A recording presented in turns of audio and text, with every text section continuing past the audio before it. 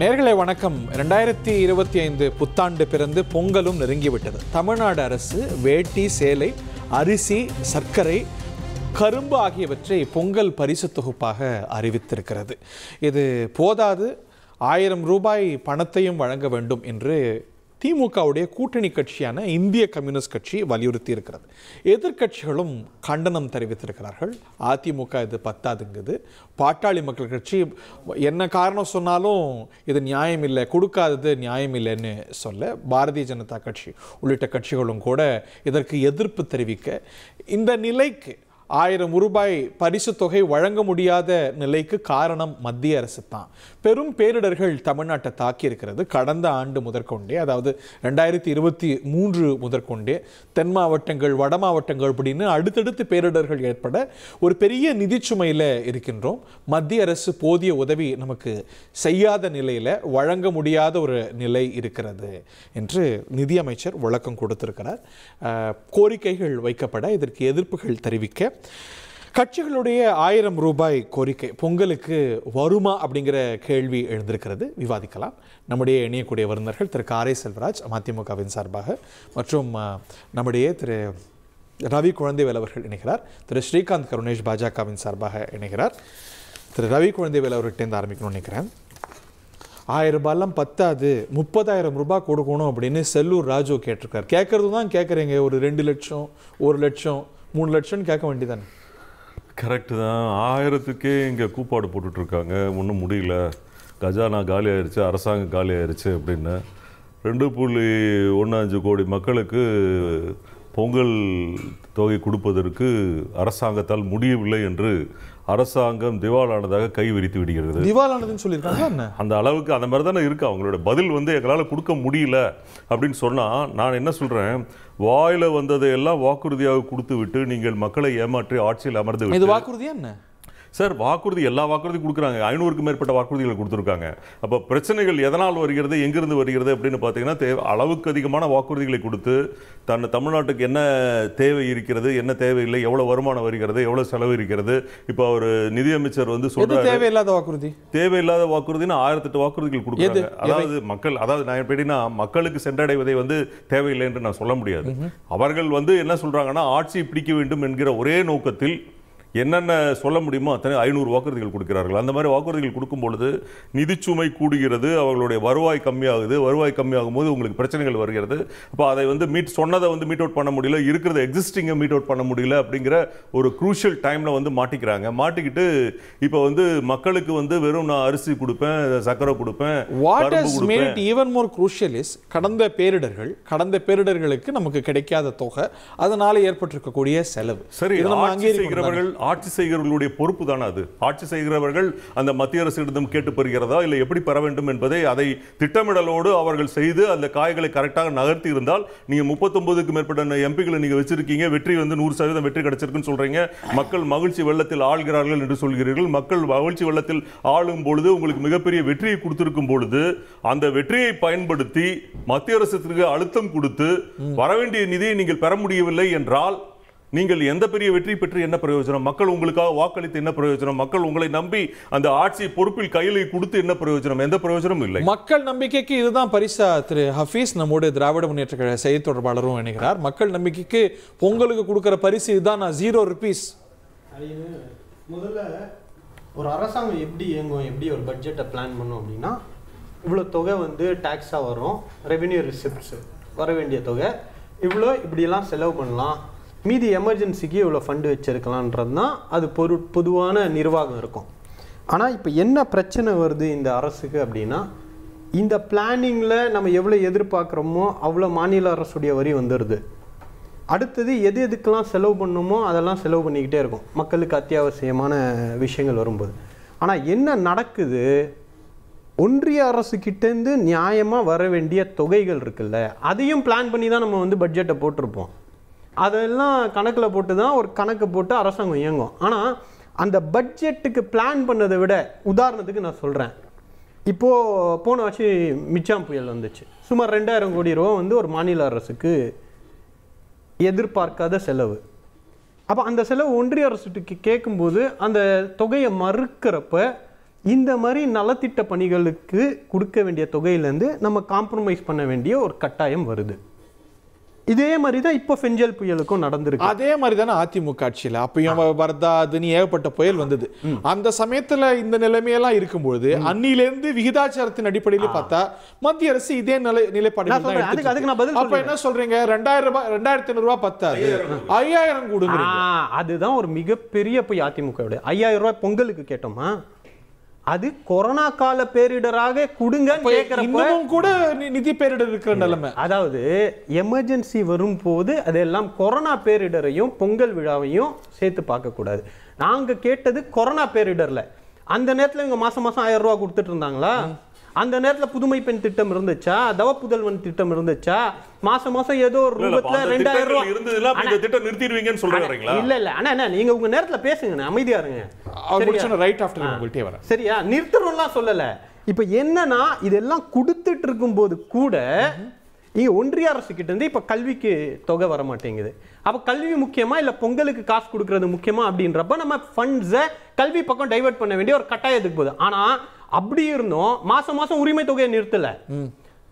விடியல் பயணத்துல 3500 ரூபாய் செலவு நாங்க நிறுத்தல. கிராமப்புறத்துல இருந்து அரசு பள்ளியில இருந்து படிச்சுட்டு வர பெண்களுக்கான கல்வி தொகையாக இருக்கக்கூடிய புதுமை பெண் திட்டமோ இல்ல பசங்களுக்காக தவ புதல்வன் திட்டத்தையும் நாங்க நிறுத்தல. இந்த எதிர்பாரா விபத்துகள் சம்பவங்களாக இயற்கை பேரிடர்களாக வருகின்ற காரணத்தினால பொங்கலுக்கு தர வேண்டிய தொகை அங்க செலவு பண்ண வேண்டிய ஒரு கட்டாயம் போகுது. தேசிய பேரிடர் நிதியிலிருந்து பணத்தை கேட்டா ஒன்றிய அரசு தமிழ்நாட்டுக்கு கொடுக்க மறுக்கின்றது. இந்த குற்றச்சாட்டுகள் அண்ணன் சொன்னாரு. 39 MP வச்சு நீங்க என்ன பண்ணீங்க? 2014 இருந்து 19 இருக்கிறப்போ 39 MP நீங்க என்ன பண்ணீங்க? ஓகி புயலுக்கு பணம் வாங்க முடியலன்னு உங்க துணை முதலமைச்சர் தான் சட்டமன்றத்தில் சொல்றாரு. எதிர்கட்சி தலைவரை நாங்க கடிதத்தை எழுதுறோம். நீங்க சொன்ன 2014 இருந்து 17 வரையும் தான் 19 வரையும் தான் நீட் வந்துச்சு. 39 MPக்கள் நீங்களும் தானே வச்சிருந்தீங்க. அப்போ ஒரு பெரும்பான்மை அரசாக இருக்கக்கூடிய ஒன்றிய அரசு கிட்ட அழுத்தத்தை கொடுக்க முடியும். நாங்கள் குறைந்தபட்சம் அழுத்தத்தை கொடுத்து கொண்டிருக்கிறோம். வலியுறுத்துங்க. இல்ல நான் என்ன சொல்றேன், நாங்க வந்து எப்ப பொங்கலுக்கு நான் பணம் கொடுக்க மாட்டேன்னு எனக்கு சொல்லிருக்கேன். 2015ல நீங்க கொடுக்கல, 2017ல கொடுக்கல. 100 ரூபா கொடுத்துட்டு இருந்தீங்க அதுக்கு முன்னாடி. அந்த 100 ரூபாவை நீங்க 2 வருஷம் கொடுக்கல. நான் பொங்கலோட லிமிட் பண்ணல. நீங்க கேட்டீங்களா இத்தனை எம்பிக்கள் போய் என்ன சாதிச்சீங்கன்னு? அதே கேக்குறேன். 14 இருந்து 19 வரை மாநில உரிமைகள் பறிக்கப்படும் போது நீங்க என்ன பண்ணீங்க? 2 கட்சிகளும் எலெக்ஷன் வரும்போது கொடுக்காம இல்ல. இல்ல அதையும் பார்க்கணும். நீங்களும் தான். கொரோனா காலகட்டத்தில் எப்படிப்பட்ட நிதி நெருக்கடிகள், எவ்வளவு பிரச்சனைகள், எவ்வளவு இஷ்யூஸ் நாங்க சந்திச்சோம். அப்ப மத்திய அரசு எங்களுக்கு நிதி கொடுக்கல அப்படிங்கிறப்போ நாங்க அதெல்லாம் போராடி உடனே எலெக்ஷன் வந்துருச்சு. இல்ல எலெக்ஷன் வருது. அது இன்னொரு பக்கம். நான் என்ன சொல்றேன், அந்த நேரத்துல மக்கள் என்ன பிரச்சனையில் இருக்கிறார்கள், அந்த சுமையிலிருந்து அவங்களை எப்படி வெளிக்கொண்டு வரணும் அப்படிங்கிற கருத்தில் கொண்டு 2500 ரூபாய் அறிவிக்கிறோம். அப்ப நீங்க எதிர்கட்சியில் இருக்கிறோங்கிற ஒரு தைரியத்துல என்ன நினைக்கிறீங்க? யாரோ கொடுக்கட்டும், யாரோ என்னமோ பண்ணட்டும், எப்படியோ பண்ணட்டும் அப்படின்ட்டு வாய் கூசாமல் நீங்க என்ன கேக்குறீங்க? 5000 ரூபாய் கொடுத்தா என்ன, 10000 ரூபாய் கொடுத்தா என்ன? அப்படிதான் வாய் கூசாம நீங்க 30000 கேக்குறீங்க. நான் என்ன சொல்றேன், கொடுக்க வேண்டியதை கொடுக்க வேண்டும் என்றுதான் சொல்கிறோம். இப்ப அவங்க என்ன சொல்றாங்க, நாங்க மகளிர் உதவித்தொகை கொடுத்தோம், இதை கொடுத்தோம், நான் முதல் கொடுத்தோம், எல்லாம் அதை கொடுத்தோம், இதை கொடுத்தோம் சொல்றாங்க. நான் என்ன சொல்றேன், அதற்கு முன்பு இருந்தே இந்த பொங்கல் தொகை கொடுத்துட்டு இருந்தீங்க இல்லையா, அதை நிறுத்துறீங்க. அப்ப அது நிறுத்துறதுக்கு இது காரணம் என்ன சொல்றீங்க? இதெல்லாம் பிரச்சனை அப்படின்னு சொல்றீங்க. அப்ப இதெல்லாம் பிரச்சனைங்கிறது உங்களுக்கு முன்கூட்டியே தெரியும். எதெல்லாம் பிரச்சனை? திட்டமிடல். அதாவது என்ன சொல்றாங்க, இந்த நான் முதல்வன் திட்டம் இது கொடுக்கறேன்னு சொல்றாங்க, மகளிர் உதவித்தொகை கொடுக்கறாங்க. மத்திய அரசு கொடுக்காத பிரச்சனை இல்ல, குறிப்பிடுகிறீர்கள். என்ன சொல்றீங்க? அதெல்லாம் கொடுத்துட்டு இருக்கோம், அதை நிறுத்தல, இதை நிறுத்திட்டோம் அப்படிங்கிறீங்க. நான் என்ன சொல்றேன், ஒவ்வொரு கேட்டகரி ஆஃப் பீப்புளுக்கு அது போகுது. ஒரு பெண்கள், குடும்ப பெண்களுக்கு தனியா ஒரு பக்கம் போகுது, ஒரு பக்கம் விவசாயிகள் பலனடைறாங்க, இன்னொரு பக்கம் மாணவர்கள் பலனடைறாங்க. அப்போ பல்வேறு தரப்பட்ட மக்கள் பலனடையும் பொழுது ஒரு குறிப்பிட்ட தரப்புக்கு நான் நல்லது செய்யணும், இன்னொரு குறிப்பிட்ட தரப்புக்கு நிறுத்தி வச்சுட்டு நான் கொடுக்கறேன், இது சரி அப்படின்னு சொல்றது எந்த விதத்துல சரியா? அதுக்கு கணக்கீடு இருக்கு. பொருளாதார வளர்ச்சியில 2021ல ஜிஎஸ்டிபிக்கான கணக்கும் இப்போ இருக்கக்கூடிய ஜிஎஸ்டிபிக்கான கணக்கும் ரொம்ப அதிகமாக இருக்கு. இப்போ அடித்தட்டு மக்களுக்கு மாதம் மாதம் சேர வேண்டியதை நாங்கள் சேர்த்துக்கிட்டே தான் இருக்கிறோம். இன்னொன்று சொன்னார், நாங்கள் ஏதோ கொடுக்காமலாம் கிடையாது. நாங்கள் ஆட்சியில் வந்தோடனே 4000 ரூபா கொடுத்தோம். நீங்கள் 2500 ரூபா கொடுக்குறப்ப நாங்கள் 4000 ரூபா கொடுத்தோம். எது முடியுமோ அதை தான் நாங்கள் கேட்டோம். நாங்கள் எதிர்கட்சியாக இருக்கிறப்போ 5000 கொடுங்கன்னு சொல்லிட்டு நாங்கள் வந்த உடனே கொடுக்க முடியாதுலாம் சொல்ல. கொரோனா ஸ்பெசிஃபிக்காக நாங்கள் கேட்டது, கொரோனாவில் மக்கள் பாதிக்கப்பட்டிருக்கிறாங்க, லாக்டவுன் வந்திருக்கு, அவங்களுடைய சுமையை அரசு ஏற்றுக்கொள்ள வேண்டும்ன்றதுக்காக 5000 ரூபா கொடுக்க சொன்னோம். அந்த 5000 ரூபாவை நீங்க கொடுக்கல, 2500. ஆனா நாங்க வந்த பிறகு முதல் கையெழுத்தா 4000 போட்டோம். அது எங்களால செய்ய முடியும், செய்யறத சொல்லுவோம். அதனால இது வந்து சும்மா சொல்லிட்டு போறது, எதிர்கட்சியா இருக்கும்போது ஒண்ணு பேசுறது, ஆளுங்கட்சியா இருக்கும்போது ஒண்ணு பேசுறதுன்றது எங்களுக்கு பழக்கம் கிடையாது. நான் என்ன கேட்கிறேன், தமிழக அரசு செலவிடக்கூடிய தொகை தமிழக மக்களுக்கு சென்றடையும் பொழுது அந்த சென்றடையக்கூடிய திட்டங்கள் வாயிலாக வரக்கூடிய விஷயங்களை நீங்க யார்கிட்ட கொண்டு கொடுக்குறீங்க? ஆர்டர் எங்க கொடுக்குறீங்க? கொண்டு போய் லாஸ்ட் டைம் பொங்கல் டைம்ல நீங்க கொடுத்த வெள்ளத்திலிருந்து கொடுத்த அத்தனை பொருட்கள் மேல எல்லா பொருட்கள் மேலே கம்ப்ளைண்ட் இல்ல. என்ன சொல்றீங்க? நீங்க கொண்டு போய் கொடுக்குற நார்த் இந்தியாவில் கொண்டு கொடுக்குறீங்க. ஏன் தமிழகத்தில் இருக்கக்கூடிய விவசாயிகள் விளைவிக்கக்கூடிய பொருட்களை நீங்க இங்க ப்ரொக்யூர் பண்ணி நீங்க இவங்களுக்கு கொடுத்து அவங்களே வாழ வச்சு இவங்களே சரி பண்ணி கொடுக்கிறதுக்கு உங்களால ஏன் முடியல? வட இந்தியால இருந்து எங்க வாங்கணும் சார்? நீங்க லாஸ்ட் டைம் வாங்கிருக்கீங்க சார், லாஸ்ட் டைம் எல்லாம் வாங்கிருக்கீங்கல. இப்ப லாஸ்ட் டைம் வெள்ளம் வந்து உருகி போச்சு, இல்ல டெண்டர் இருந்தது, அது 2021ல இருந்துச்சு. அது வந்து பிரச்சனை சரி பண்ணி யார் யாரெல்லாம் தரமற்றது கொடுத்தாங்களோ அவங்கள பிளாக் லிஸ்ட் பண்ணிருக்கோம். அது நிர்வாக பிரச்சனை என்ன? பணம் ஏன் கொடுக்கலையா இல்ல தரமான பொருள் கிடைக்கலையா? வாதத்தை என்னத்தை மாத்துறீங்க நீங்க? நான் ஸ்பெசிஃபிக்கா கேக்குறேன். பணம் இந்த வாட்டி 1000 ரூபாய் கொடுக்க கூடாததுக்கு இத்தனை லிஸ்ட போட்டு நியாயமான காரணங்களை சொல்றேன். அந்த காரணங்களோடு உடன்பட்டு நீங்க எங்க பக்கம் நின்னுதான் ஒன்றிய அரசு நீங்க பணத்தை கொடுத்தா தமிழ்நாட்டு மக்களுக்கு போய் சேரும். அந்த பிரச்சனையை கேட்க மாட்டேன்றீங்க. அவர்கிட்ட கேட்போம். அவங்க எல்லாம் கேக்குறாங்க, சரி நீங்களும் சேர்ந்து கேக்குறீங்களே காசு கொடுக்காத நீங்க. அதாவது இந்த பிரச்சனையை வந்து தெளிவாக திட்டமிட்டு திசை திருப்பும் முயற்சியில் திமுக தொடர்ந்து தொடக்கத்திலிருந்து ஈடுபட்டு கொண்டு வருகிறார்கள். தன்னுடைய இயலாமையை மறைப்பதற்காக ஆட தெரியாதவங்க மேடை கோணல்னு சொல்ற மாதிரி எல்லா பழியையும் தூக்கி மத்திய அரசு மேலே போடுறது அவங்களுடைய வழக்கம். முதல் செய்தி. ரெண்டாவது விஷயம் நான் என்ன சொல்ல வர்றேன்னா, நான் என்னுடைய ஒரு தனிப்பட்ட பார்வையாக பார்க்குறேன்னா, திமுக மிகச்சிறந்த எதிர்கட்சியாக செயல்பட்டது அதிமுக ஆட்சியின் போது. அப்படியா? ஆமாம், மிகச்சிறந்த சொல்லவே இல்லை நீங்க. இல்லை, நான் இன்னைக்கு சொல்றேன், தான் என் தனிப்பட்ட கருத்துன்னு சொல்றேன். பின்னாடி நல்ல ஆளுங்கட்சியாக செயல்பட்டு சொல்லுவீங்களோ?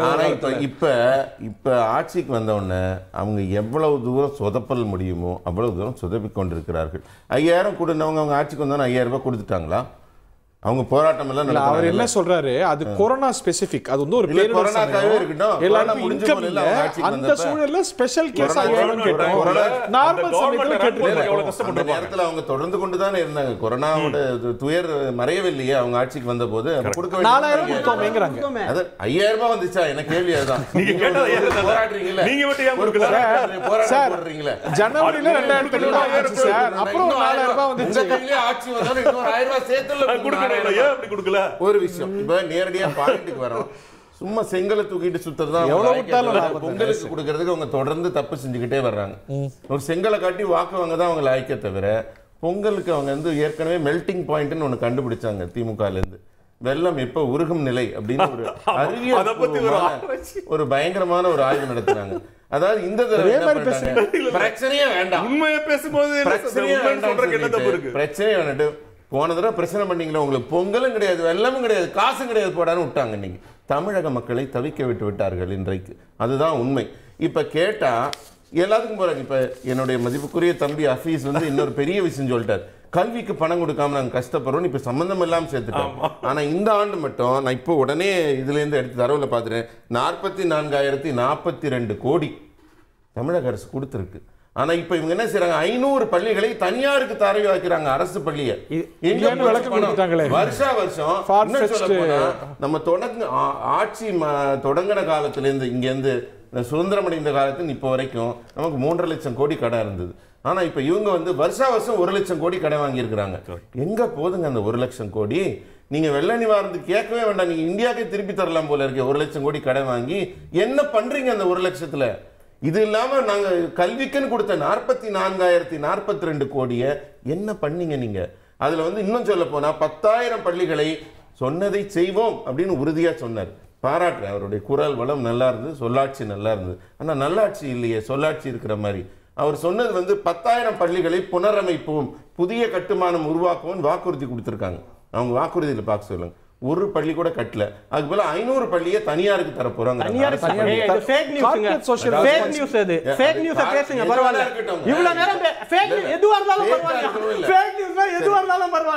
இல்லைங்க, ஒரு நிமிஷம் நான் சொல்றேன். அவங்க என்ன சொல்றாங்க, எங்களால முடியல, எங்க கையில காசு இல்ல, தெளிவாக சொன்னார். நம்ம அதிமுகலேருந்து அவர் தெளிவா சொன்னார். என்ன சொன்னாரு? அவர் உங்களை பாராட்ட நீங்க அவரை பாராட்ட திவாலாயிட்டீங்க அப்படின்னாரு. ஒரு வார்த்தையை பயன்படுத்தினார். அந்த மாதிரி என் கையில காசு இல்லைன்னு ஒத்துக்கிறாங்க, முடியலன்னு ஒத்துக்கிறாங்க.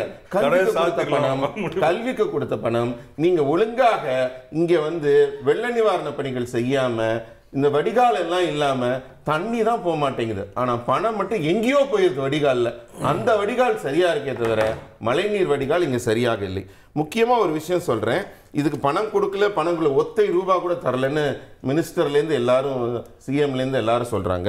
ஆனால் இதற்காக ஒதுக்கப்பட்ட பணம் நீங்க நல்லா பார்த்தீங்கன்னா புயலுக்கு வந்து 28,000 கோடி கேட்டாங்க மத்திய அரசு கிட்ட அவங்க கேட்டது. ஆனால் இவங்க உண்மையில செலவு பண்ண சொன்னாங்க.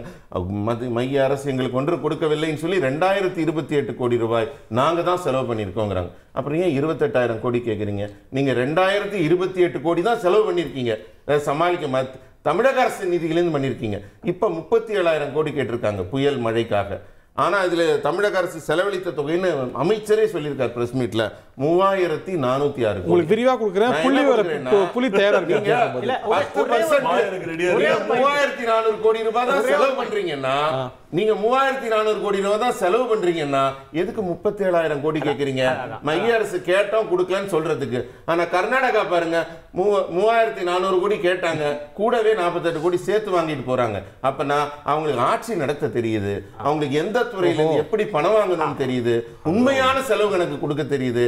இதுல வடிகால், இதுல இங்கேருந்து வெளியில போற போக்குகள்லாம் எக்ஸ்ட்ரா செலவுகள்லாம் அடைச்சு அனுகூலம் இல்லாம தெளிவா கர்நாடகம் தமிழ்நாடு அரசு கடனை பத்தி பேசினாரு. மோடி வரும்போது இந்தியாவோட கடன் 40 லட்சம், இப்போ 140 லட்சம் கோடியா இருக்கு. அந்த பணம் எங்க போச்சுன்றதையும் சொல்லணும். இன்னொன்னு கர்நாடகா வந்து நீங்க எந்த டைம்ல பணத்தை வெளியிட்டீங்கன்னு தெரியும். ஃபர்ஸ்ட் ரவுண்ட் கர்நாடகா எலெக்ஷன்ஸ்ல நீங்க தோக்க போறீங்கன்னு சர்வே வந்தவொடனே எலெக்ஷன் மத்தியில அந்த பணத்தை கொடுத்ததையும் யார் பணத்தை வச்சு அரசியல் பண்றான்றது அதுவே ஒன்று சான்றாக இருக்குது. இன்னொன்னு 44,000 கோடி நீங்க கொடுத்தீங்கன்னா இங்க இருந்து எவ்வளவு வாங்குனீங்கன்னு சொல்லுங்க. நான் அப்படியே மாத்தி கேக்குறேன். இப்ப வர ஆண்டு எலெக்ஷன் ஆண்டா இருந்தா நீங்க பணம் கொடுக்காம இருந்திருப்பீங்க. இப்ப எலெக்ஷன் திமுக அதிமுக நீங்க ரெண்டு பேரும் தான் இந்த ஆண்டு ரெண்டு பேரும் எலெக்ஷன் ஆண்டல கொடுக்காம இருந்தது இல்ல. இந்த ஆண்டு புயல் வராமல் இருந்தால், இந்த ஆண்டு கல்விக்கான தொகை கிடைக்கப்பட்டிருந்தால் இந்த ஆண்டே கிடைச்சிருக்கும். இதுதான் ஃபேக்ட். நான் இதுக்கு மட்டும் பதில் சொல்ல மாட்டேன். கல்விக்கான தொகையை வெள்ளமா தர போறாங்களா? கல்விக்கான தொகையை கல்விக்கு செலவிட்டு இருந்தா பிரச்சனையே இல்லைங்க. இதுதான் திமுக பிரச்சனை. இல்ல எல்லாத்தையும் அடைமாற்றி விடுவார்கள்.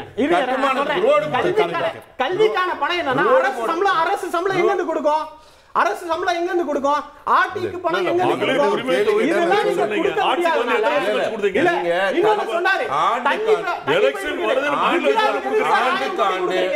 குஜராத்ல சிறந்த ஆட்சி தானே போயிட்டு இருக்கு. அப்ப ஏன் தேசிய பேரிடர் இருந்து 1000 கோடி கொடுத்தீங்க? அங்க கால்வாய் வரலையா? அங்க இதே குற்றச்சாட்டு வைப்பீங்களா நீங்க ஆளக்கூடிய மாநில அரசு? நீங்க 4,000 கோடி செலவு பண்ணிட்டு 4,000 கோடி செலவு பண்ணிட்டேன்னு சொன்னீங்கல்ல, 99.99% உங்க முதல்வர் சொன்னார்ல. அப்புறம் ஏன் பின்வாங்கி இல்ல 54.25%ன்றீங்க? அப்புறம் ஏன் பணம் போயிருச்சு? அந்த ஜோனுக்கு போய் சொல்றீங்க, மக்களை ஏமாத்துகிறீங்க. மக்களுக்கு எல்லாம் புரியும். நான் கேட்ட ஒரு கேள்விக்கு பதில் நீங்க தான் பேசிட்டு இருக்கீங்க. வாயில வந்து சொல்றத ஒரே ஒரு சேலஞ்ச் பண்றேன். முடிஞ்சால் தமிழக அரசின் நிதித்துறை செயலாளரை சரியான தகவல் சொல்லுங்க. தப்பா சொன்ன ஒரு வேலை போய் சிறு தகவல்கள்லாம் வச்சிருக்க. என்ன காரியம் சொல்றேன்? நியாயம் தானே அவங்க கேட்கறது? ஆளுங்கட்சி பேசாது, கூட்டணி கட்சி தான் பேசும். உங்க கூட்டணி கட்சிகளை உங்க சக தோழர்களே கேட்கறாங்க 1000 ரூபாய் கொடுங்கன்னு. நீங்களும் கேட்பீங்களா? 1000 ரூபாய் கொடுங்கன்னு கேட்கறது தவறுன்னு சொல்ல கொடுக்கணும். ஆனால் 1000 ரூபாய் ஏன் கொடுக்க முடியவில்லை என்பதற்கு விரிவான அறிக்கை தமிழக அரசிடம் வந்திருக்கிறது. இந்த 1000 கோடி மட்டுமில்லை, இதை தாண்டி இன்னும் எதிர்காலத்தில் எவ்வளவோ செய்ய வேண்டியிருக்கிறது. இதுவரைக்கும் செய்திருக்கிறோம். இந்த இடத்தில் இவ்வளவு பிரச்சனைகள் இருப்பதால் அதை கொடுக்கவில்லை. வேட்டி, இப்போ சேலை, துணிமணியெல்லாம் கொடுத்துட்றோம். 1 கிலோ அரிசி, 1 கிலோ சர்க்கரை, ஒரு முழு கரும்பு கொடுத்துட்றோன்னு அரசாங்கம் அறிவித்திருப்பது என்பதை மக்கள் ஏற்றுக்கொள்வார்கள். ஏனென்றால் மக்கள் நிச்சயமாக ஏற்றுக்கொள்வார். ஏன்னு சொல்கிறேன்னு கேட்டிங்கன்னா, ஏற்கனவே தமிழக முதல்வர் அவர்கள் சொன்னது மாதிரி குடும்பத்தில் ஒவ்வொரு குடும்பத்திலையும் ஒருத்தர் இந்த அரசாங்கத்தால் ஏதோ ஒரு திட்டத்திலே மிக பிரயோஜனமாக தேவையான பயன்பெறுகிறார்கள் என்கிற நிலையை இந்த அரசாங்கம் உருவாக்கி இருக்கிற பொழுது அரசாங்கத்தினுடைய பொருளாதார நிலைமை முதலமைச்சர் அறிவிக்கிற அந்த அறிவிப்பில் உண்மை இருக்கும் என்று நிச்சயமாக மக்கள் ஏற்றுக்கொள்வார்கள். இது இந்த பொங்கலோடு நிற்பதில்லை. இன்னும் தேர்தல் வருவதற்கான மாதங்கள் எவ்வளவோ இருக்கிறது. இதையும் தாண்டி மக்களுக்கு தேர்தல் வரும்போது அவசரப்படாதீங்க. நீங்க உங்களை மாதிரி இல்ல மகளிர் உரிமை தொகை கொடுக்கப்படும் விளையாட்டு பொங்கலுக்கு வந்து உரிமை 1000 மட்டும் கொடுக்கல. அப்ப இதுக்கு பதிலா வேடிக்கையா பேசுறோம் நினைச்சுக்கிட்டு ரொம்ப ஜாலியா பேசுறோம் நினைக்காதீங்க. சொல்லும்போது உங்களுக்கு கொஞ்சம் வருத்தமா தான் இருக்கும். இல்ல நான் பேசி முடிச்சேன். நீங்க எப்படி கட்சி நடத்தீங்க எப்படி நான் பேசி முடிச்சேன். என்ன பேசுறீங்கங்கறது மக்கள் பார்த்துட்டு தான இருக்காங்க. எல்லாம் உண்மை பேசுறீங்க. எந்த திமுக ஒழிக்க வேண்டும் என்று கொரோனா கேட்ட பணத்தை பொங்கலுக்கு கேட்டதா போய் சொல்றீங்க. வாழ்நாள் முழுவதும் இதுல உண்மை பேசுறதுக்கான சர்டிபிகேட் இவங்க கொடுப்பாங்க. கண்டிப்பா மக்கள் பார்க்க தான செய்வாங்க. என்ன சொல்லி கட்சி பிரிச்சு வெளிய வந்தீங்க? நானும் இப்போ மக்கள்கிட்ட தான் இந்த செய்தியை கொண்டு போறேன் இந்த விவாதத்தின் மூலமாக. ரெண்டாவது முக்கியமான செய்தி ஒன்று சொன்னாங்க. 4000 கோடி ரூபாய் வடிகாலுக்கு ஒதுக்கியது என்னாச்சுன்னு கேட்டாங்க. இவங்களுக்கு எவ்வளவு விளக்கம் கொடுத்து இருக்கிற சூழ்நிலைகள் நாம் கடந்து வந்த பாதைகளை பார்த்ததற்கு பிறகும் விளையாட்டுத்தனமாக பேசுவது என்பது அங்கே அந்த இடத்திலே பயன்பெற்ற மக்கள் நிச்சயமாக உணர்ந்திருப்பார்கள். 3 நாள் 4 நாள் நிற்கிற தண்ணி ஒரு இரவில் மறுநாள் காலையில் காணாமல் போவதற்கு காரணம் அந்த 4000 கோடி ரூபாய் என்பதை இன்றைக்கு சென்னையில் இருக்கிற மக்கள் உணர்ந்திருக்கிறார்கள். எங்கேயெல்லாம் தண்ணீர் வெளியேறுவதற்கு வசதி இல்லாத இடங்களில் வீடுகளை குடியிருப்புகளை கட்டி மக்கள் குடியிருக்கிறார்களோ அந்த பகுதிகளிலே தண்ணீர் நின்றது இயல்பு. அதையும் மோட்டார் வைத்து எடுப்பதற்கான கால அவகாசம் என்பது அந்த மோட்டாருடைய ஸ்பீடு அதோட HP இருக்கிற தண்ணியை எவ்வளவு நேரத்தில் வெளியேற்ற முடியும் என்கிற நிலைகளில்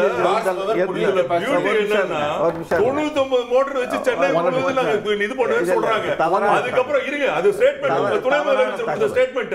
அதுக்கு அடுத்தபடியா நேரு சொல்றாரு, நேரு சொல்றாரு 999ங்கறாரு. ஒரு 900 சேர்த்துட்டாரு. அதான் இந்த லெவல்ல தான் நீங்க ஆட்சி பண்ணிட்டு இருக்கீங்க. 99 வந்திருக்குங்க 900 பில் பண்ணிருப்பாங்க. ஏதோ ஒண்ணு சொல்லுங்க. இங்க தண்ணி வராத இடத்துல வருமா, வராத இடத்துல வருமா, வந்த இடத்துல போயிருமா, என்ன விளக்கம்? சூப்பரான விளக்கம். வந்து கொஞ்சம் குறைவான குவாண்டிட்டில அப்படி பிரிச்சு அந்த நேரத்துல அறிக்கை. இது ஒன்று. இரண்டாவது அது இந்த மக்கள் பயன்பெற்ற மக்களுக்கு தெரியும். நான் சொல்லுகிற செய்தியில் இருக்கிற உண்மையை மக்கள் புரிந்து கொள்வார்கள். அவங்க ஸ்ரீகாந்த் கணேஷ்க்கும் இந்த நண்பர் ரவி குழந்தைவேலுக்கும் புரிய வைப்பதற்காக நான் இதை பேசவில்லை. என்னால் நீண்ட காலமாக முன்னேற்ற கழகத்தினுடைய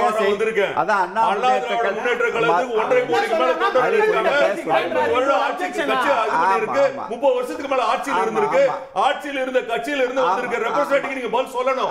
நீங்க திமுக ஒழிக்கிறேன்னு சொல்லிட்டு திமுகவுக்கு பல்லக்கு தூக்கிட்டு இருக்கீங்கல்ல, அதையும் மக்கள் பார்த்துட்டு இருக்காங்க. இல்ல இது வந்து விவாதத்தை திசை சம்பந்தம் இல்லைங்க.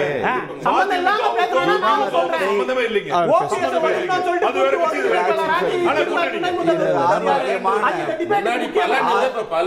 ஆரோக்கியமான விவாதத்தை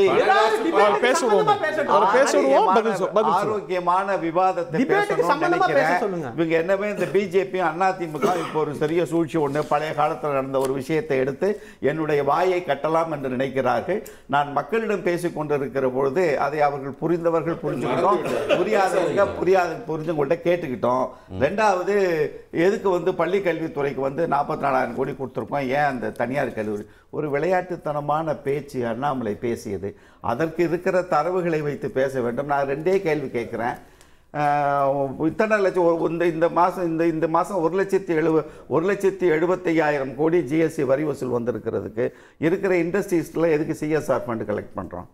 அரசாங்கத்துக்கு வரி வருது, வட்டி வருது, எல்லா பணமும் வந்து சேருது. 145 கோடி ரூபாய் லட்சம் கோடி கடன் வாங்கியிருக்கிறாங்க. அவங்க எதுக்கு அரசாங்கம் வந்து ஒரு இண்டஸ்ட்ரிக்கு வந்து சிஎஸ்ஆர் ஃபண்டுன்னு கொடுத்தாங்க? Electoral bond. அந்த எலக்ட்ரோல் பாண்டை உச்சநீதிமன்றம் இது முறையற்றது, ஜனநாயகத்திற்கு புறம்பானது, மக்களுக்கு தெரியாமல் ஒரு அரசியல் இயக்கம் கணக்கு காட்ட வச்சுக்கு தப்புன்னு சொன்னதுக்கு பிறகு இப்பொழுது வந்த செய்தி ஓவர் அண்ட் எபோவ் 2242 கோடி ரூபாய் பிஜேபிக்கு மட்டும் அந்த பணம் வந்திருக்கிறது. உங்கள் கட்சிக்கு எதுக்காக? இரண்டாவது அந்த தனியார் பள்ளிகள் எல்லாம் இணைந்து இருக்கிற அந்த எலக்ட்ரல் பாண்ட்ல பிஜேபிக்கு மட்டும் தான் பணம் வந்துச்சு. என்ன எல்லாரையும் நான் சொல்றேங்க, வாங்கினவங்கள சொல்றேன். யார் யாருக்கு வந்திருக்குதோ இல்ல யார் யாருக்கு வந்திருக்கு பாருங்க. மதிமுகவுக்கு வரல இந்த கேலி பண்றதெல்லாம் உங்களோட வச்சு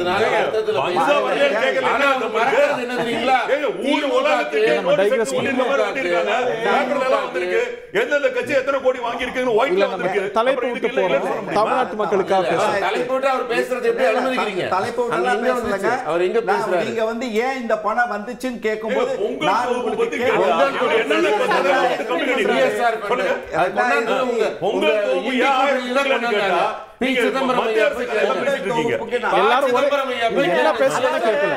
அவரை பேச விடக்கூடாது முடிவோட 2 பேர் இல்ல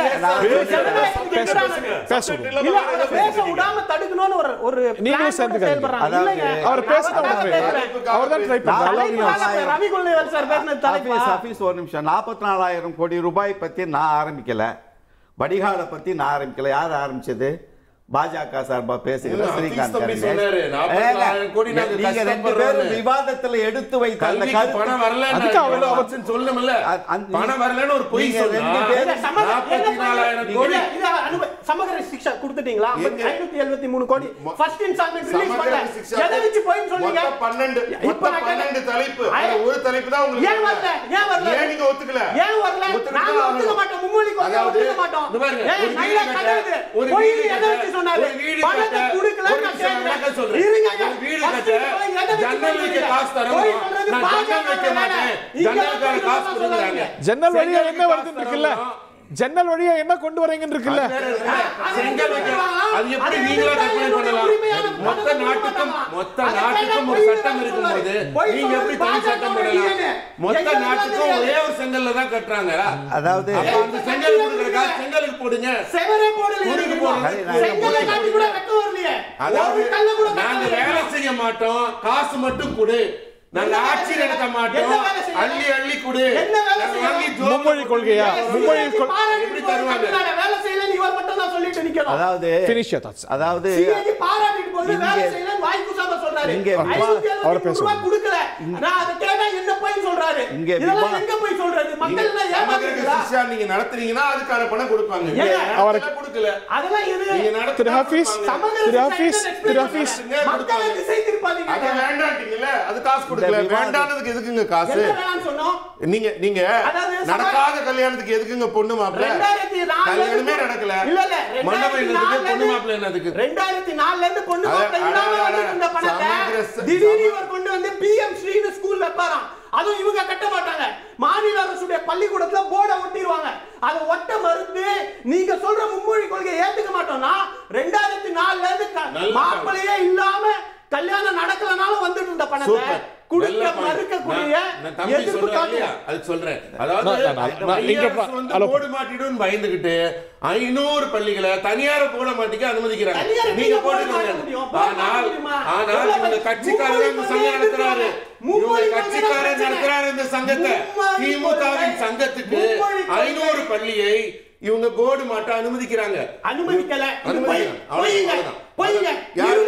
நிரூபிங்க தைரியம் அந்த சங்கத்தின் தலைவர் யாரு? அது பிரச்சனை இல்ல. அதான் பிரச்சனை. திமுக காரர் சங்க தலைவர். இல்ல திமுக காரர் சங்க தலைவர் என்ன சொன்னாரு? போர்டு மாட்டுவதற்கு அனுமதி கொடுத்தோம்னாரு. அது நிரூபிக்கிறதுக்கு அவருக்கு திராவிடம் தான் நிரூபிக்க சொல்லுங்க. இல்ல நாங்க சர்க்காரி சொல்லுங்க. நிரூபிக்க சார். ஓகே. தனியார் இருந்தா பரவாயில்ல.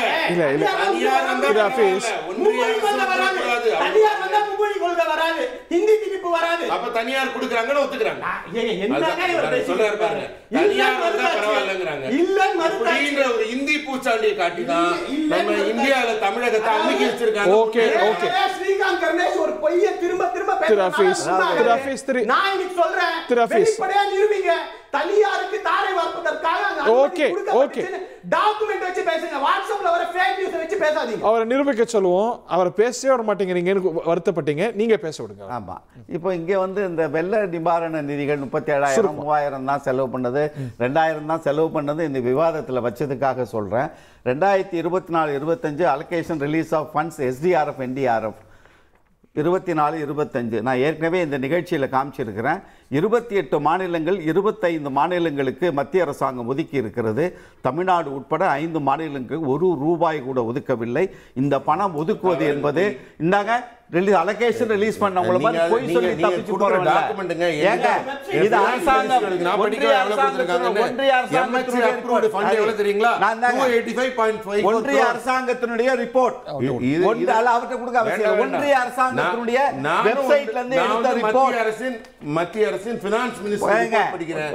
எம்எச்ஏ மூலமா 285.5 கோடி கிடையாது, 397.13 கோடி ரெஸ்பெக்டிவ்லி கொடுத்திருக்காங்க. அதே போல 2024 நான் பேசி முடிச்சிறேன். நான் என்ன வைக்கல, நீங்க போய் சொல்றீங்க. நான் போய் சொல்லல. இந்த மாதிரியான பேசாதீங்க. நான் டாக்குமெண்டோட ப்ரூவ் பண்றேன்.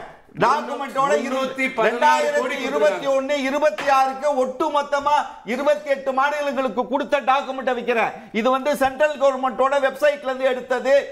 போய் சொல்லக்கூடிய அவசியம் எனக்கு இல்ல. ₹1 கூட முன்னெச்சரிக்கை நடவடிக்கைக்காக ஒதுக்கப்படுகிற நிதி 2 இன்ஸ்டால்மென்ட்ல ஒரு நிமிஷம் பேச விடுங்க. என் பேசுறீங்க தடுத்து பாக்குறீங்க. கொடுக்கல. ஆனால் 37,000 கோடி ரூபாய் தென் மாநிலங்களுக்கு கேட்டது 1 பைசா கொடுக்கல என்பதை பாஜக வெட்கப்படல. இந்த முறை எங்களால அவ்வளவுதான் முடிஞ்சதுங்க. எங்களால அவ்வளவுதான் முடிஞ்சது. எங்களால அவ்வளவுதான் முடிஞ்சது. நீ கொடுக்க வேண்டியதை ஏன் கொடுக்கலன்னு கேட்டா நீங்க ஏன் பண்ணலன்னு கேட்டீங்களா? ஒரே நிமிஷம். ரவி குழந்தைவேல், உங்களுக்கு ஆட்சியில் இருந்த கட்சியா தமிழ்நாட்டுடைய நிதி நிலைமை அப்படிங்கிறது தெரியும். எல்லா காலங்களிலும் சவால் இருந்திருக்கு, இன்னைக்கு இருக்கு. இதே போல ஒரு கோரிக்கை உங்க ஆட்சியில் வைக்கப்பட்ட போது, எதிர்கட்சியா கொடுக்க கூடாதுன்னு கோரிக்கை வைக்கப்பட்ட போது நீதிமன்றம் சொன்னது, இது என்னங்க இது ஒவ்வொரு முறையும் கொடுக்கணுங்கிறது கட்சி பணத்திலேருந்து எடுத்து கொடுங்க, அரசாங்க பணத்தை எல்லாருக்கும் கொடுக்கணும், எனக்கும் உங்களுக்கும் கொடுக்கணும் அப்படிங்கிறது, நீங்களும் நானும் அதில் பெனிஃபிஷரியா இருக்கணுங்கிறது வந்து நியாயமா? திரு ரவி குழந்தைவேலுக்கும் இந்த ₹1000 வரும், எனக்கும் வரும், இவருக்கும் வரும், ஸ்ரீகாந்துக்கும் வரும். இது அரசு பணம். ஏழை மக்களுக்கு மட்டும் கொடுத்தா அது ஒரு டார்கெட்டட் பெனிஃபிஷரிஸ் வச்சு கொடுத்தா அது சரியா இருக்கும். மற்றபடி நீங்க கேட்பது அரசியல் தானே. அரசாங்கத்துடைய நிதி நிலைமை ஆஹா ஓஹோன்னு தான் வேற. நிதி நிலைமை எப்படி இருக்கிறது என்பதை ஆளுகிற அரசு தான் வந்து முடிவு பண்ணணும். அவங்க தான் மானிட்டர் பண்ணுறாங்க. இப்போ அரசாங்கம் வந்து பட்ஜெட் போட்டு எல்லாத்தையும் ரெடி பண்ணும்பொழுது எதுக்கு அலோகேஷன் பண்ணணும் அப்படிங்கிறத வந்து அவங்க மனசில் வச்சு தான் அலோகேட் பண்ணுறாங்க. அது போக சில விஷயங்களை வந்து தவிர்க்க முடியாது அப்படிங்கிற விஷயத்தில் வந்து கண்டிப்பாக இந்த பொங்கல் உதவித்தொகை கொடுக்குறதெல்லாம் வந்து தவிர்க்க முடியாததில் தான் கண்டிப்பாக இது பண்ணணும். காரணம் வந்து ரொம்ப பாவர்ட்டியில் இருக்கக்கூடிய மக்களுக்கு அந்த பணம் வந்து சென்றடையுது.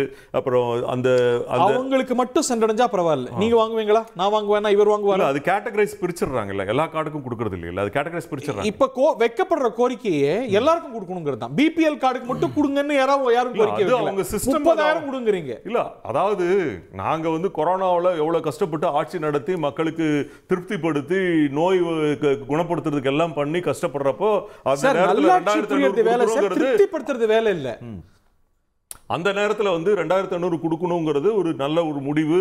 அந்த நேரத்தில் மக்களுக்கு ஒரு பெனிஃபிஷியாகவும் இருக்கணும். அதே நேரத்தில் அந்த ஃபெஸ்டிவலில் வந்து அந்த ஒரு சஃபரிங் இல்லாமல் கொண்டாடணுங்கிற அடிப்படையில் நாங்கள் சொல்லும் பொழுது இவர்கள் வந்து கேட்கறது வந்து 5000 கொடுத்தா என்ன, 50,000 கொடுத்தா என்ன, 30,000 கொடுத்தா என்ன, இந்த மாதிரி பேசிட்டு இருக்காங்க. இப்போ சமீபத்தில் அவங்க அன்னைக்கு 5000 கேட்டதுக்கும் நீங்க 30,000 கேட்கறதுக்கு நாங்க, அதாவது நான் என்ன சொல்றேங்க, கொடுக்குற 1000 கொடுக்கல, திவால் ஆயிடுச்சுங்கிற மாதிரி கையை விரிச்சிட்டு கையை தூக்கிட்டாங்க, எங்களால எதுவும் பண்ண முடியல அப்படிங்கிறது. இல்ல, அந்த லெவல்ல இல்ல, நான் என்ன சொல்றேன், சொல்ற விஷயங்களே செய்ய முடியலங்கிறது ஒரு பக்கம். இன்னொன்னு, வழக்கமாக கொடுத்துட்டு இருந்ததே உங்களால நடத்த முடியல அப்படின்னா அப்ப உங்களுடைய திட்டமிடல் ஆட்சி சரியாக கொண்டு போகவில்லை என்பதை நிதர்சனமாக மக்களுக்கு வெளிப்படையாக உங்களுடைய வாயிலிருந்தே வாக்குமூலத்தை கொடுத்திருக்கிறீர்கள்.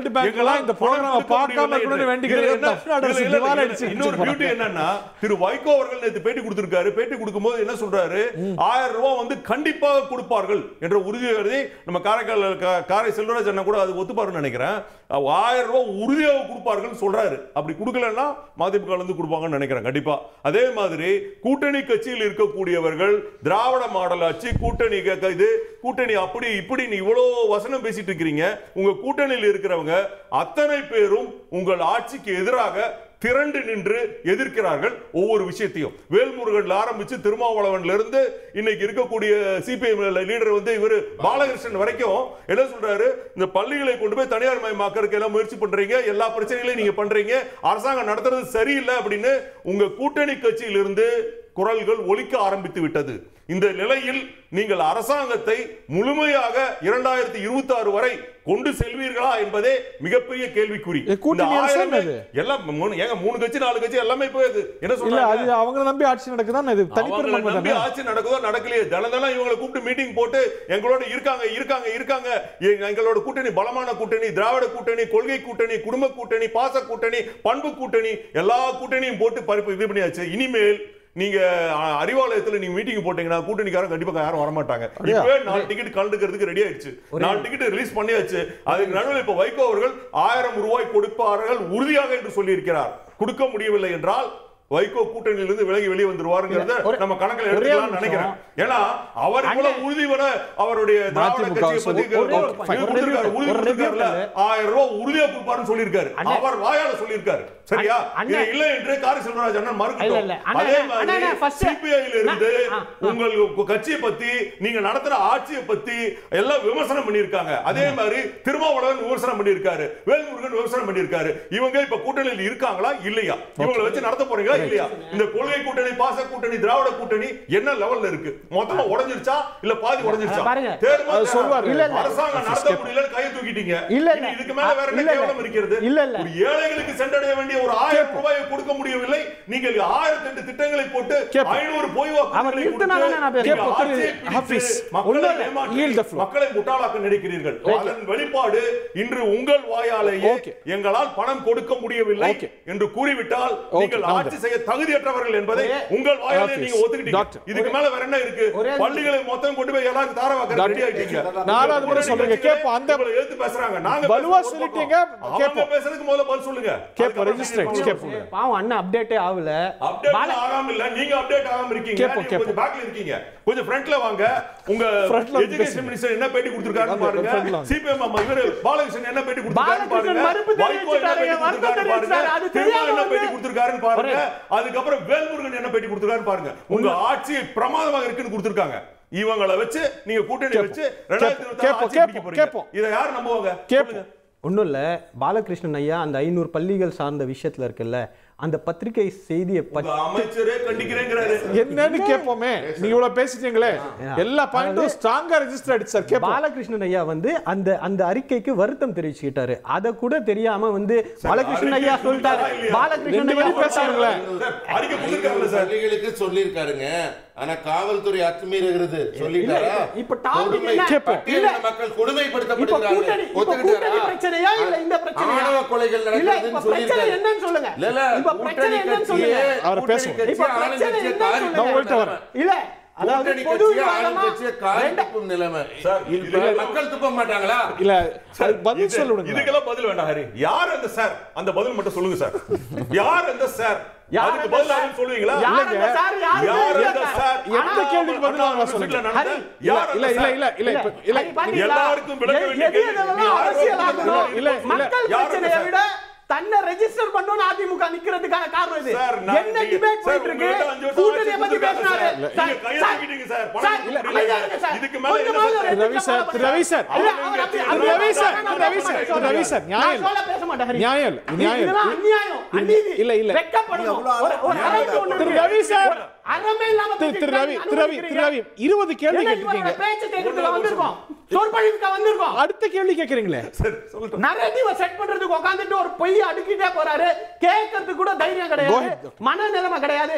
யார் இந்த சார்? இன்னைக்கு சொல்றேன், யார் இந்த சார்? ஒரு பொய் பிரச்சாரத்துக்கு இந்த ட்ரையல் முடிச்சு எல்லா உண்மைகளும் வெளியே வரும்போது என்ன நடக்கும் பாருங்க. அதிமுக மக்கள் எப்படி நிராகரிக்க போறாங்கன்னு பாருங்க, குறிச்சு வச்சுக்கோங்க. அந்த சார்ன்றவர் யாருமே கிடையாதுன்றது நீதிமன்றம் சொன்ன பிறகு அதிமுக இன்னைக்கு செட் பண்ணக்கூடிய நெரட்டிவுக்கு மக்கள் தகுந்த பாடத்தை புகட்டுவார்கள். நான் ஏன் இதை சொல்றேன்னா, சம்பந்தமே இல்லாம ஒவ்வொரு டிபேட்லயும் இன்னைக்கு நடந்துட்டு இருக்க தலைப்பு சட்டம் ஒழுங்கா பேசுவோம், இன்னைக்கு நிதி பற்றாக்குறையை பத்தி பேசிக்கிட்டு இருக்கோம், பொங்கல் பரிசை பத்தி பேசிட்டு இருக்கோம். அதுல கூட யார் இந்த சார்னு பேசுறதுக்கு இருக்குல்ல. இந்த நரேட்டிவ் பொய்களின் மூலமாக ஒரு நரேட்டிவை செட் பண்றதுக்காக அதிமுக முயற்சி செய்வது அவர்களுக்கு எப்படி பேக் ஃபயர் ஆகும்ன்றது பாருங்க. அடுத்தது நான் திரும்ப சொல்றேன், திவாலாச்சுன்றாங்க. திவால்லாம் ஆகல, நாங்க இந்த 1000 ரூபாய் மட்டும் தான் கொடுக்க முடியாதுன்றோம். அரசுடைய அத்துணை திட்டங்களும் போய்கிட்டு இருக்கு. புதுமை பெண் திட்டம் போச்சா, அது டிராப் பண்ணோம்னா நீங்க சொல்லுங்க திவாலாச்சுன்னு ஒத்துக்கிறோம். 1000 ரூபாய் மகளிர் உரிமை தொகை போச்சா, அப்ப சொல்லுங்க திவாலாச்சுன்னு ஒத்துப்போம். இந்த பொங்கல் தொகை அப்ப நீங்க ஒத்துக்கோங்க. 2015லயோ 2017லயோ 100 ரூபாய் கொடுக்க முடியல உங்களால, அப்ப உங்க அம்மாவுடைய ஆட்சி திவாலாச்சுன்னு ஒத்துக்கிறீங்களா? அடுத்தது வர இல்ல தாலிக்கு தங்க என்னாச்சு, ஸ்கூட்டி என்னாச்சு, மடிக்கணினி என்னாச்சு, அதாவது மகளிர் திட்டங்கள் எல்லாம் நிறுத்திட்டு எத்தனை ஸ்கூட்டி விட்டீங்க? எத்தனை ஸ்கூட்டி விட்டீங்கன்னு சொல்லுங்க. ஒரே தாலிக்கு தங்கத்தை நிறுத்திட்டு அப்புறம் என்ன பண்ண போறீங்க? மக்களை எங்க மதிக்கிறீங்க? பெண்களை எங்க மதிக்கிறீங்க? தாலிக்கு தங்கம் தரல. அதாவது தாலிக்கு தங்கம் கொடுக்கறதை விட அவங்க கல்வியை கொடுத்து எம்பவர் பண்றது தான் முக்கியம். அதுதான் திராவிட மடிக்கணினி ஏன் கொடுக்கல? கல்வி எம்பவர் பண்ண கொடுத்திருக்கலாம்ல. ஸ்மார்ட் கிளாஸ் ரூம்ல ஓபன் பண்ணி இருக்கோம், எல்லாம் நடந்துகிட்டு இருக்கு. 1000 ரூபாய் கொடுத்துக்கிட்டு இருக்கோம். இடஒதுக்கீடுகளை கடைபிடிக்கிறோம். நாங்க ஒரு கம்ப்யூட்டர் காட்ட வேண்டியதான். செங்கல் காட்டியும் இன்னும் காலேஜே இல்ல. ஒரு பேட்ச் முடிய போகுது. எய்ம்ஸ் நடந்துட்டீங்களா? எய்ம்ஸ் நடந்துட்டீங்களா? நாங்க வந்தா உடனே செங்கல் கட்டடமாவும் நீங்கல கட்ட வேண்டியதானே? கட்ட மாட்டேன்றீங்க. ஒன்றிய அரசுடைய வேலை எவ்வளவு மேம்போக்கா எவ்வளவு விவாதம். இதுதான் அவருடைய பொறுப்பு. அவர் கையில இருக்கக்கூடிய பொறுப்பு. ஏன்னா ஒண்ணும் இல்ல, ஒரு பாயிண்ட்ல டிபேட் பண்ண முடியலன்னே எல்லாத்தையும் சுத்திடுவாங்க. பரவாயில்ல, எல்லாத்தையும் சுத்திடுவாங்க. மேஜிக் என்னாச்சு? எல்லாத்தையும் சுத்திடுவாங்க. நீங்க தானே கட்டணும். எல்லாத்தையும் சுத்திடுவாங்க. பரவாயில்ல. இது மட்டும் மத்திய அரசு வந்துருமா? மத்ததெல்லாம் மாநில அரசு எடுத்துக்குது.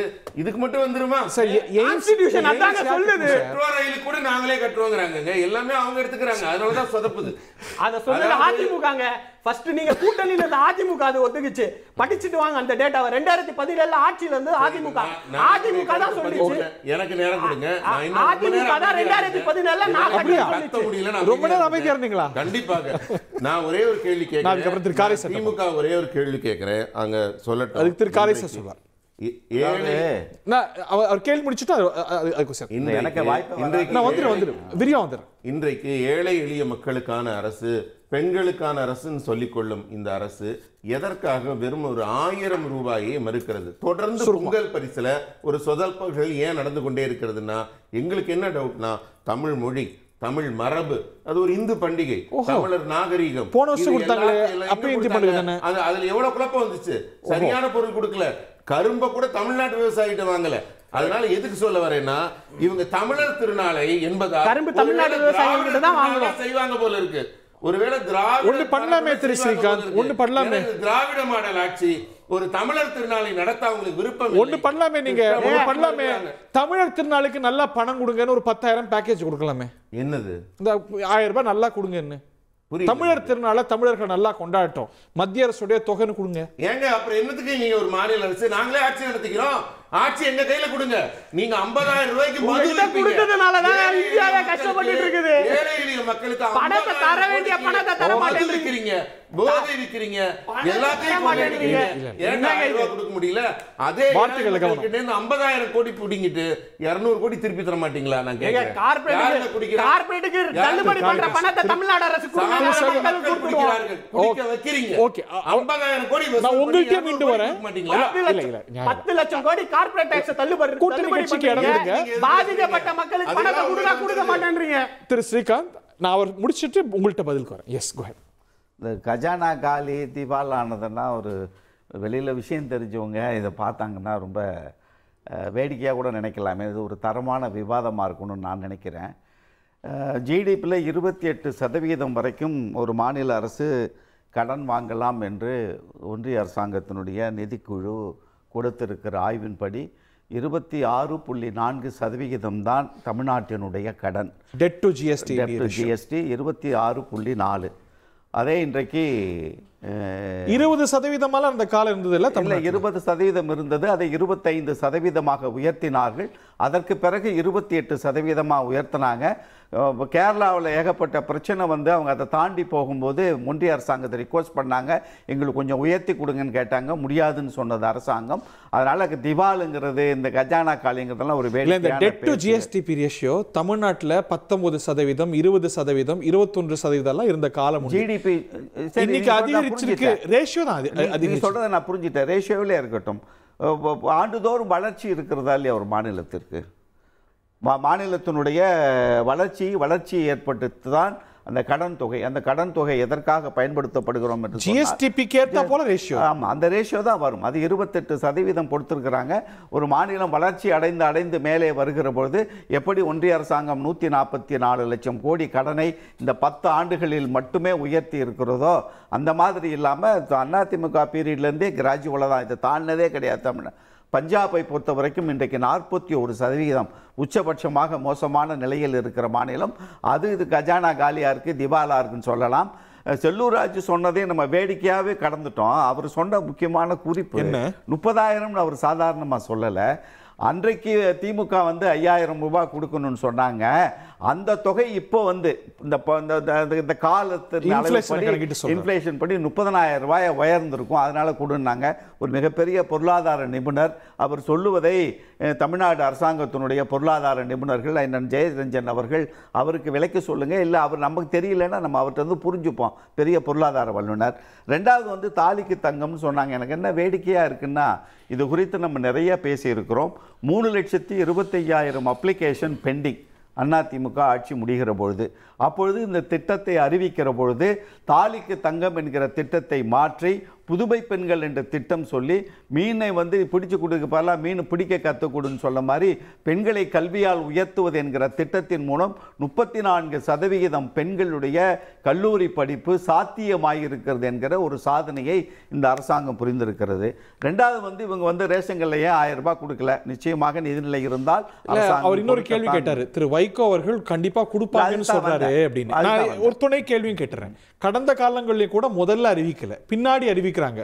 ஒருவேளை இந்த எக்ஸ்பெக்டேஷனை லோவர் பண்ணிட்டு பின்னாடி ஒரு இன்ப அதிர்ச்சியை அறிவிக்கிற மாதிரியான ஒரு மரபு இதுவரைக்கும் கடந்த 3.5 ஆண்டுகளிலே ஒட்டுமொத்தமாக ஏழை இல்லை பணக்காரன் இல்லை, ஏழை இல்லை பணக்காரன் இல்லை, ஒரு இன்க்ளூசிவ் குரோத்தை நோக்கி போகிற இந்த அரசாங்கம் இதுவரையில் அதை செய்திருக்கிறது.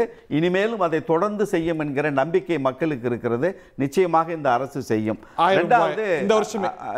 இந்த வருஷத்திற்கான வாய்ப்புகள் இருக்கிறது என்று நம்புகிறோம்.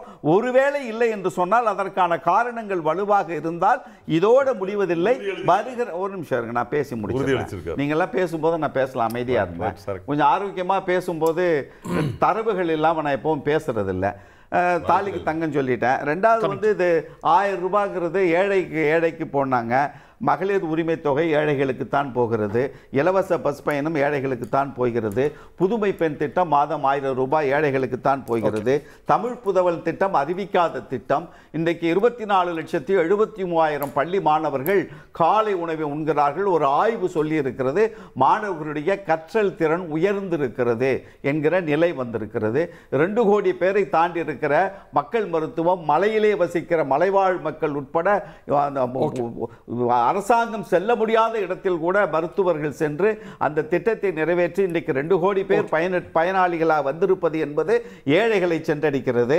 காலை உணவு திட்டம், எண்ணும் எழுத்தும் திட்டம், ஒரு நிமிஷம் இருங்க, எல்லா திட்டம் இதுல ஒரே நிமிஷம் முடிச்சிடறேன். இதுல பாஜக வந்து நம்ம பெருசா அது கொடுக்கல, அவங்க நிதியில பண்ண நான் சொல்ற செய்திகள் எதுவும் 28% வரைக்கும் இருக்கலாம். 26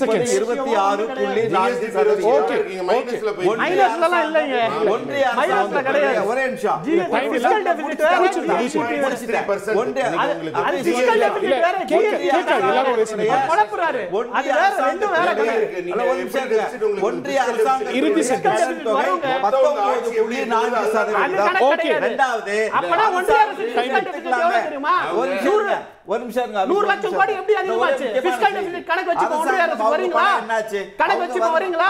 ஒரு நிமிஷம். அவங்க பணம் என்னாச்சு? அவங்க ஃபிஸ்கல் டெபிசிட்க்கு ஜிஎஸ்டி சம்பந்தம் இல்லாம பேசுறாங்க. சொல்லவே இல்ல. சொல்றதுக்கு முன்னாடி நான் வந்துறேன் உங்கள்ட்ட. ஒரு நிமிஷம். 2000 ஒரு நிமிஷம் இல்ல சார். ஃபிஸ்கல் டெபிசிட் வேற, அவர் சொன்னது வேற. கொடுக்க மாட்டேன் என்று சொன்னதற்கு பிறகு ஒரு ரிஸ்க் ஃபண்டா இருக்கிற ஆர்பிஐ ஃபண்ட்ல இருந்து முதல் முறையாக ரிஸ்க்குக்காக வச்சிருக்கிற ஃபண்ட்ல 1,76,600 கோடி ரூபாய் பிடுங்கி கொண்டது மத்திய அரசு. செய்யறதெல்லாம் தப்பு. ஓகே தமிழகத்தின் கடன் சுமை இந்தியாவுடைய கடன் சுமை 140 லட்சம் கோடி. GSDP ratio 3.63%. அது GSDP கிடையாது. இல்ல இல்ல போய் சொல்றேன். GSDP கிடையாது. GSDP எப்படி கணக்கு போடுறாங்கன்னு அவருக்கு தெரியாது. அதான் பிரச்சனை. வரவு தமிழ்நாட்டின் வரவு இவ்வளவு. வரவு செலவு கணக்கு கிடையாது. பொருளாதாரம் தெரிஞ்சவங்களுக்கு நம்ம சொல்றது புரியும். வரவு செலவு கோடி நஷ்டப்பட்டுட்டு இருக்காங்க. ஒன்றிய அரசுக்கு 100 லட்சம் கோடி கடன் எப்படி அதிகமாச்சு? 100 லட்சம் கோடி ஒன்றிய அரசு கடன் 10 வருஷத்துல எப்படி அதிகமாச்சு? 3 லட்சம் கோடி செலவு பண்ணிட்டு இருக்காங்க இந்த அரசு. 100 லட்சம் கோடி ஒன்றிய அரசுக்கு எப்படி கடன் ஆச்சு? 100 லட்சம் கோடி ஒன்றிய அரசு கடன் எப்படி ஆச்சு? சொத்து வரியிலிருந்து எல்லாத்தையும் தமிழக மக்கள் தலையில ஏத்திட்டு ஒரே கேள்வி கொடுக்கிற ஏழை மக்களுக்கு கொடுக்கிற 1000 ரூபாய் கூட நிறுத்திடுறாங்க. நான் கேக்குறேன். 40 லட்சம் ரூபாய் இருந்தது 140 லட்சம் ரூபாய்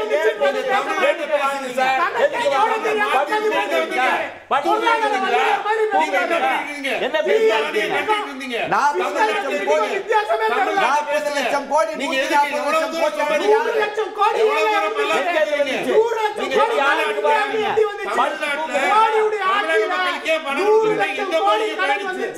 மதிமுகவோட கடமை என்ன? தலைவரே வளர்றாரு அப்படின்னா உங்க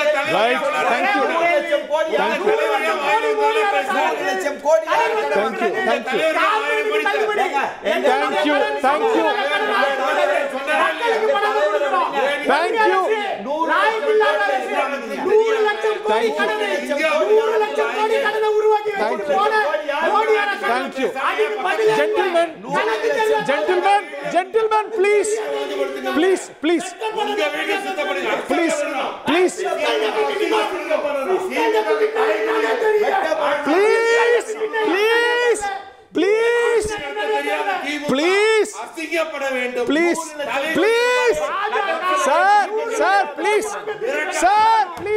கடைசி 30 வினாடிகள்ல கடைசி ஒரு நிமிஷத்துல மாத்தி ஏதோ கத்துக்கிட்டு கடைசி ஒரு நிமிஷத்துல மாத்தி கத்துக்கிட்டீங்க. 100 லட்சம் அப்படின்னு பெரிய தொகை சொன்னீங்க மட்டும்தான் ஆடியன்ஸ் கேட்டிருக்கோம். நன்றி வணக்கம். I give up. நன்றி